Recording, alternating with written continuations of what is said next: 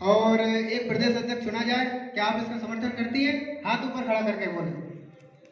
अच्छा, 12 की जो दूसरी समिति है, डॉक्टर कुलदीप जंगम जी, क्या आप इस चीज का समर्थन करते हैं? मैं आपसे पूछ रहा हूँ। मैं समर्थन करता हूँ। अपना एक प्रदेश का मुखिया होना चाहिए। होना चाहिए। अच्छा, 12 की तीसरी जो समिति है, अशोक जी, मैं उनसे पूछना चाहूंगा, क्या वो सहमत है इस चीज से? होनी चाहिए नहीं होनी चाहिए? एक प्रदेश पर समिति, एक मुखिया होना चाहिए नहीं होना चाहिए? हमारा हाथ ऊपर करें। ठीक है। अच्छा, करौली जिले से मैं बोलना चाहूंगा, क्या हमारा एक राजस्थान में एक मुखिया होना चाहिए नहीं होना चाहिए? आदरणीय सिप्पी जी बताएं। शिव प्रकाश जी, अच्छा मंच पे आ जाइए। हेलो, मैं मंच के द्वारा अपने सुझाव सभी समाज बंधुओं के सामने रख चुका हूं। आज प्रदेश अध्यक्ष के चुनाव का मेरे विचार से समय नहीं है। आज तो सिर्फ अपन एक ऐसे संगठन के गठन के लिए यहाँ एकत्रित हुए हैं, जो वो समाज, वो संगठन एक ऐसा मजबूती प्रदान लेके नहीं बने कि जिससे इस तरीका के एक तो और अपने अधिवेशन समाज के हों, समाज बंधु को उसमें उपस्थित हों। जैसे इस बार भरतपुर जिले में हुआ है, 2 दिन बाद, 4 दिन बाद, 6 दिन बाद, 10 दिन बाद करौली जिले में हो, ऐसे ही जयपुर जिले में हो, भरतपुर कोटा जिले में हो, 12 जिले में हो। इस तरीका के 2-5 अधिवेशन जब तक समाज के नहीं होंगे और ऐसी मजबूत कमेटी का गठन नहीं होगा जिसको सर्व समाज द्वारा मान्य किया जाएगा, तब जाके मैं समझता हूं कि प्रदेश अध्यक्ष के इस सुशोभित पद को, इस सम्मानित पद को, इस गौरवमय पद को तभी समाज बंधु अपनी मोहर लगाकर सुशोभित करें। अगर इस तरह से अपन प्रदेश अध्यक्ष का चुनाव करेंगे तो हो सकता है कि फिर समाज की उंगलियां अपन लोगों के ऊपर उठेंगी।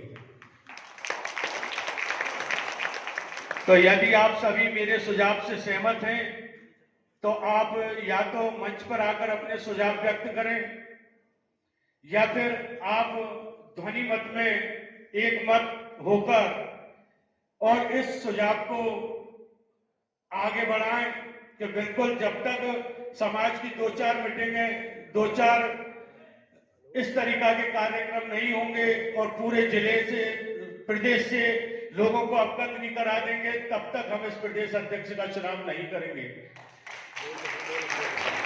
मेरा सबका यही सुझाव है।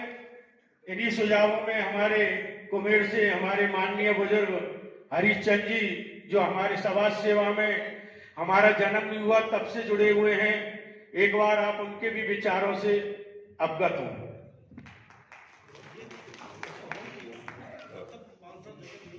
सभी मेरे बुजुर्गों, मेरे युवा साथियों, माताओं, बहनों, मैं आपका सभी का यहाँ पधारने पर हृदय से स्वागत करता हूँ। आपके पास व्हाट्सएप के द्वारा या जैसे भी आपको सूचना मिली तो आप लोगों ने मानस बनाया कि चलो भाई भरतपुर में हमारे समाज का कोई कार्यक्रम हो रहा है। क्या व्हाट्सएप पे ये लिखा था कि प्रदेश अध्यक्ष का चुनाव होगा? शायद नहीं। हम आपसे ये बात कहना चाहते हैं, अभी 19 दिसंबर को जयपुर में एक मीटिंग का आयोजन हुआ था। हम 8, 7, 10 जने भरतपुर से गए। व्हाट्सएप पे वो मैसेज था, जयपुर के 5-4 आदमी मिले हमको और हमने कहा जयपुर में 400-500 घर हैं, क्यों नहीं आए साहब? तो इन्होंने कहा साहब क्या करें, तुम देख लो। तो हम कुम्हेर से या भरतपुर से जाके उनको देखेंगे क्या? ये तो आपस में भाईचारा आप लोगों को बनाना चाहिए था। ये भी कह रहे थे जल्दी से प्रदेश अध्यक्ष बनाना है, यहां भी आ गए।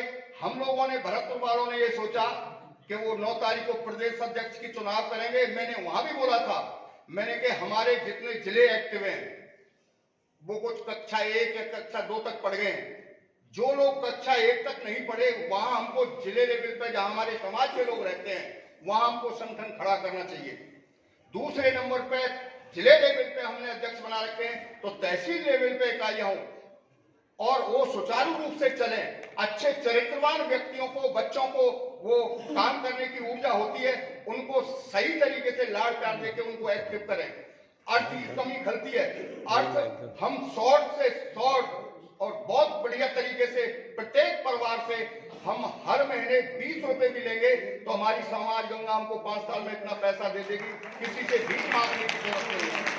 मेरा एक निवेदन है, आप देखिए यहाँ चलती है मंदिर और मठ और उसकी बात, मनुष्य नहीं माना भगवान, मनुष्य ने हमें जाना सीखा है, किसके लिए कि हमें मिले मानने वाला मनुष्य है। हम इंसान, संसार में दो ही जाति और कुछ तीसरी जाति, अगर दो पक्षों में माया है, दो पक्षों में तीसरे मानसिक ये दोनों को अपनी लाइफ में उनकी गलती मनवा के प्रेम से आज हम भटके हुए हैं।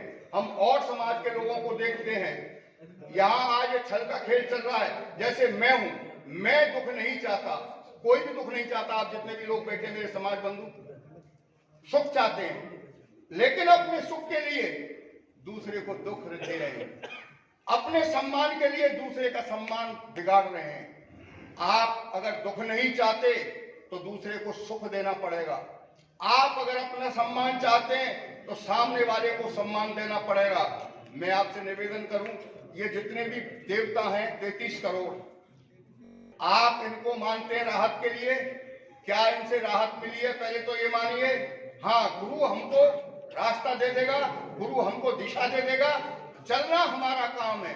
हम अगर उस पर चलेंगे तो जरूर हम अनुभव करें, क्योंकि हमारा दायित्व खत्म। जब हम गुरु की शरण में पहुंच गए तो हमारा कल्याण होगा। हमको नियम मानना चाहिए। अब परिस्थितियां विषम है, जिनके पास क्षमता है वो तो गुरु जी के पास पहुंच जाता है, जिनके पास क्षमता नहीं है तो जिन लोगों ने गुरु दीक्षा ली है वो अपने झूठे मान सम्मान के चक्कर में पता नहीं क्या पा लिया है। मैं उन लोगों से निवेदन करना चाहता हूं कि आपको क्षमता दी है, आपको सामर्थ्य दी है, हमारे टूटे फूटे समाज को जो इसमें विषमता नजर आती है, अभी कह रहे थे कि हमारे समाज को कई नामों में जाना जाता है। ये विषम परिस्थितियां हैं। जो कमजोर वर्ग में रहता है तो उसको उसी तरीके से, क्यों कि हमारे अब 10% लोग सक्षम होंगे, पैसे में होंगे, लेकिन 90% समाज हमारा अभी भी अर्थ से, रोजगार से वो है। और ये राजनीति में हमको ओबीसी में लिया गया है, लेकिन ओबीसी वाले दूसरे जिनका बहुमत है, जो एक्ट में वो लाभ ले जाते हैं। हम अपने साथियों का, अपने बंधुओं का, समाज बंधुओं का लाभ नहीं लेते, लेकिन जब ऐसा आयोजन होता है तो हम लोग इकट्ठा हो जाते हैं और फिर जाके वैसे की वैसे। मैं आपको, शिव को मानने वाले लोग हैं, शिव अंश से, जब शिव को ये पूरा संसार मानता है तो हम शिव के उपासक हैं, हम शिव अंश से हैं, जंगम हैं, तो हमको क्यों नहीं मानेगा? लेकिन हमारे आचरणों को हमें शुद्ध करना पड़ेगा, हमको नीति नियमों पर चलना पड़ेगा। आज जो ब्राह्मण हैं जिन्होंने हमारे साथ छल करके हमको यहाँ बना दिया, जैसे मैं कहता हूँ एक बात कि नैतिक पतन, मानसिकता भंग और हम लोग हो गए दिशाहीन। उसके लिए मेरा निवेदन है, स्वयं को पहचानो, अपने को पहचानो, अपनापन रखो। हाँ मैं जानता हूँ अच्छी तरीके से, लेकिन आप जो कहोगे मैं वो मानने वाला नहीं। पहले तो सुनो, समय का दिख रहा मुझे, जब सब लोग बोल रहे मैं नहीं बोला। मेरे यहाँ के लोग भी जानते हैं मुझे कि मैं कैसे बोलता हूँ। मैंने जगत गुरु जी से भी कहा था 2011 में आए थे जब, कि मेरी समस्या है, उन्होंने आज तक जवाब नहीं दिया। मैंने कहा था कि आपके पास बड़े बड़े पैसे वाले आते हैं, एक फैक्ट्री में मैं मजदूरी करता हूं, वो बंद हो गई, उनसे कहिए आप कि मजदूरों के साथ अन्याय मत करो। गुरु जी के पास सब लोग आते हैं, 5 जगत गुरु हैं 5 तत्वों के, और उनके पास में हम लोग जाते हैं, पैसा खर्च करते हैं, लेकिन हमको मिला कुछ नहीं। पहले तो ये सुन लीजिए, हमको मिलेगा हमारे कर्म से, हमारी समझ से। हमको आपस में भाईचारा, प्रेम भाव, अपने से बड़े का सम्मान करना, अपने से छोटे से प्यार करना। विषम परिस्थिति है, आर्थिक परिस्थिति है। अब सुतेमन तो बहुत ऊपर झोंकूगा खसम के हार। जब हमारी विषम परिस्थिति है और अनीति है। अब एक बात आई यहाँ, शिव जी से कहा गया कि महिला, हाँ महिला ही घर को चलाती है, वो मातृशक्ति घर की लक्ष्मी होती है। वो अगर दिशाहीन हो गई तो घर में कल्याण नहीं होगा।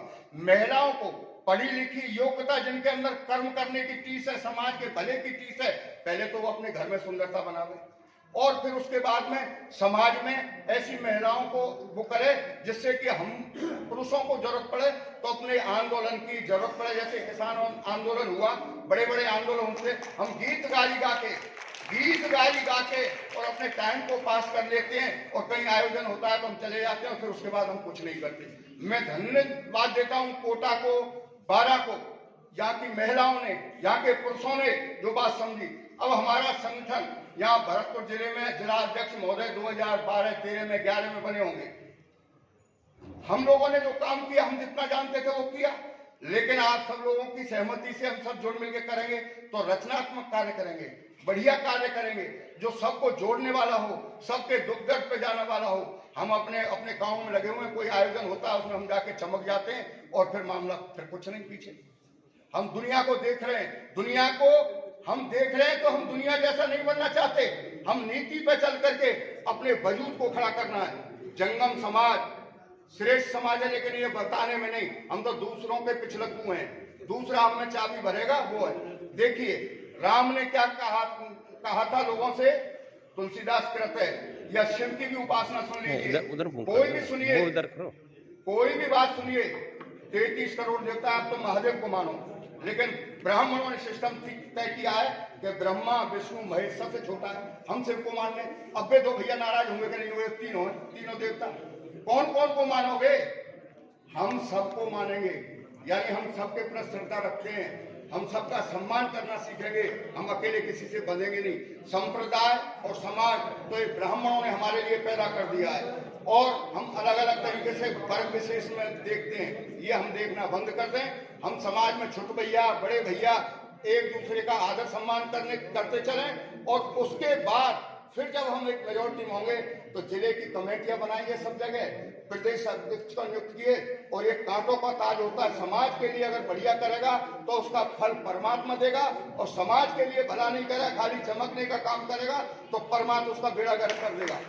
सीधी बात है, खाली चमकने के लिए नहीं, कर्म के लिए पैदा हुए हो तो, और समाज के लिए 30 है तो तुमको समाज के हित में काम करना है। अगर इससे दुखी हो, भाई पैसा वाले तो कोई दुखना है, लेकिन फिर भी इन छोटे मोटे गरीब लोगों में चमक जाते हैं और फिर उसके बाद कुछ नहीं। और ऐसा आयोजन करते हैं क्यों? कि राजनीतिक लाभ लेने के लिए, अपने बिजनेस के लिए लाभ लेने के लिए ऐसे काम नहीं चले। जब वास्तव में हम समाज के हृदय के लिए जुड़े हुए तो समाज हित में काम करने के लिए सिस्टम है, उस सिस्टम से आप चलेंगे तो मैं आपका हृदय स्वागत करूंगा। नहीं मेरे तो भैया आरती राम राम। बहुत धन्यवाद। अब दीनदयाल जी से मैं निवेदन करूंगा कि वो मंच पे आए और अपना